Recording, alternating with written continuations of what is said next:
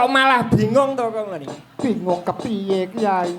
Niki wau sing dirembug Ngeka Cakra, sing direbug Prabu Baka. Iya. Bareng tangis-tangisan kok malah niki wau ngrembug Ngastina, ngrembug Prabu Tremboko, ngrembug perang barang niki wau. Janjane sampean niku sinten Sang Dewi?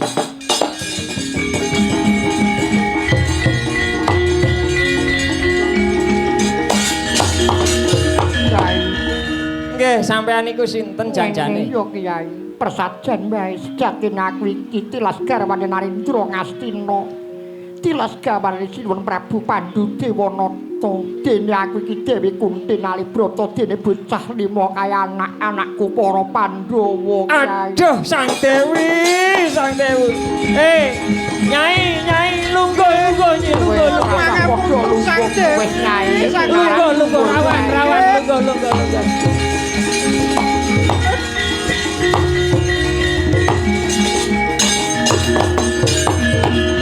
Lah rak apa to rak apa?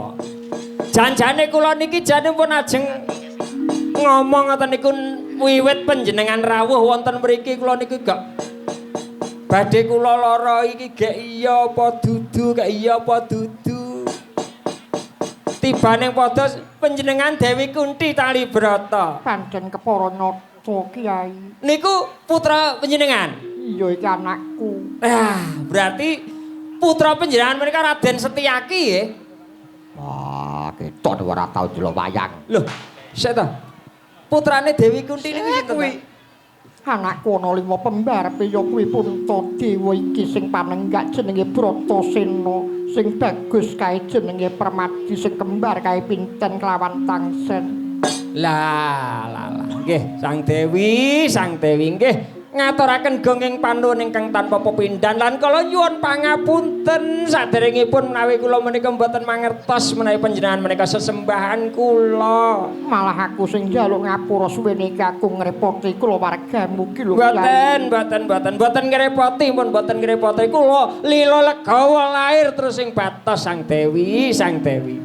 Wis ana kesaguane saka anakku Bratasena. Mbok menawa iki minangka dadi jalaran labuhe si Bratasena kanggo bebrayan agung karben dadi tamenge wong manahilan.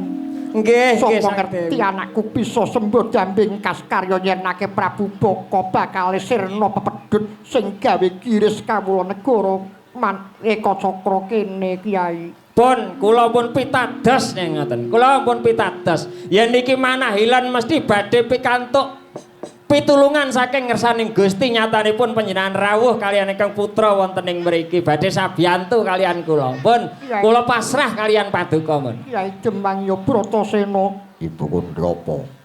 Banjur karepmu dina iki besok ngerteni apa dina iki aku ndalo pamit pangestune Ibu Kunti wae sing tak jaluk. Muga-muga aku kasempatan nirnakake Prabu Baka karepe ninggal padhang kahanan ana ing Eka Cakra kene. Badal karsa tinglang aku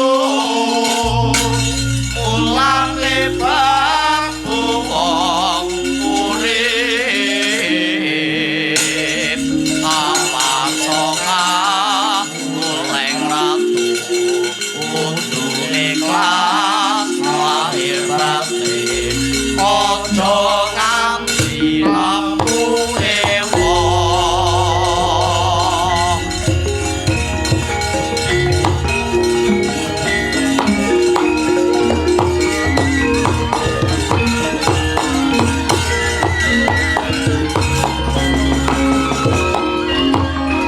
Bratasena, Ibu Kundrapa.